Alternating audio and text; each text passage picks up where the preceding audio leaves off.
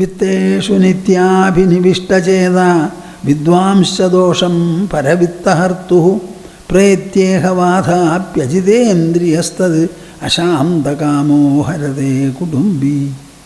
അപ്പോൾ ഒരു മനുഷ്യനെ കക്കാൻ പ്രേരിപ്പിക്കുന്നതും മോഷ്ടിക്കാൻ പ്രേരിപ്പിക്കുന്നതും നിയമവ്യവസ്ഥകൾ ലംഘിക്കാൻ പ്രേരിപ്പിക്കുന്നതും എല്ലാം തന്നെ അശാന്തകാമഹ, നമ്മുടെ മനസ്സിൽ ആഗ്രഹങ്ങൾ ഉപശമിക്കാത്തത് കൊണ്ട് മാത്രമാണ് അത്യാർത്തി.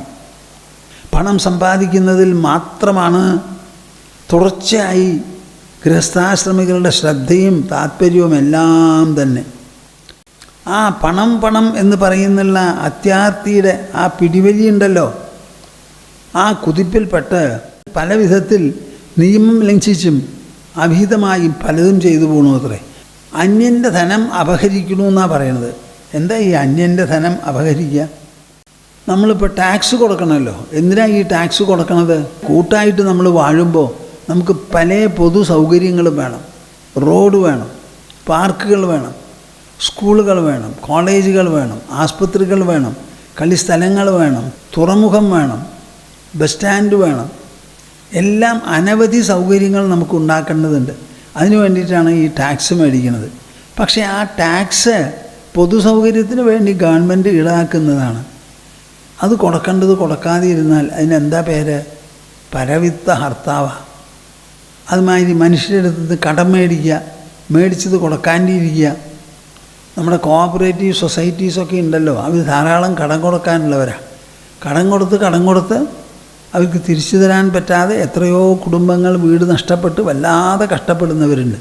ആ മനുഷ്യൻ ഇവിടെ ഉള്ളപ്പോഴും ഇവിടുന്ന് പുറത്തു പോയാലും ജിതേന്ദ്രിയത്വം, ആ ഇന്ദ്രിയങ്ങളുടെ പിടിച്ചുവലിക്ക് വിധേയമായി അടിമയായി കഴിയുന്ന നിലയ ആഗ്രഹങ്ങൾ ഉപശമിക്കാതെ തനിക്ക് വിഹിതമല്ലാത്ത സർവ്വ പ്രവൃത്തികളും ചെയ്യണു, കിട്ടിയിടത്തുനിന്ന് മോഷ്ടിക്കണമെന്ന്.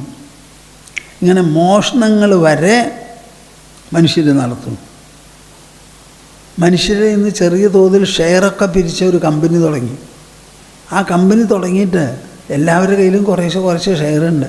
സാധനങ്ങൾ വിൽക്കുന്നത് ജനസമുദായത്തിനാണ്. ഷെയർ കിട്ടിയിട്ടുള്ളത് ജനസമുദായത്തിൽ നിന്നാണ്.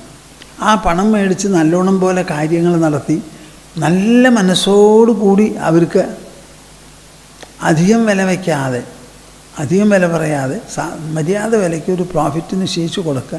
ഇതൊക്കെ അതിൻ്റെ മര്യാദ. പക്ഷെ അങ്ങനെയാണോ കാര്യങ്ങൾ നടക്കുന്നത്? അപ്പോൾ നികുതി വെട്ടിപ്പും കമ്പനിയുടെ നല്ല ഉദ്യോഗസ്ഥാനങ്ങളിൽ നിന്ന് അവിടെ അഴിമതി ചെയ്യുന്നതും ഇതൊക്കെ മനുഷ്യൻ എന്തിനു വേണ്ടിയിട്ടാണ് ചെയ്യണത്? പരവിത്തഹർത്തുഹു നിത്യാഭിനിവിഷ്ടചേതാ വിത്തേഷു. ധനം നമുക്ക് ആവശ്യമാണ്. എന്തിനാ?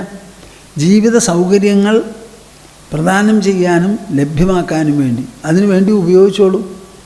ഒരാളെ എത്ര കാര്യം സഞ്ചരിക്കും, എത്ര കോസരിയിൽ കിടക്കും, എത്ര വയറ്റിനുണ്ണും, എത്ര ശരീരത്തിന് വസ്ത്രം ധരിക്കും, എത്ര പണം ഉണ്ടെങ്കിലും നമ്മുടെ ആവശ്യം ഒരു നിലയ്ക്ക് പരിമിതമാണല്ലോ. സൗകര്യങ്ങളോട് കൂടി കഴിഞ്ഞോളൂ.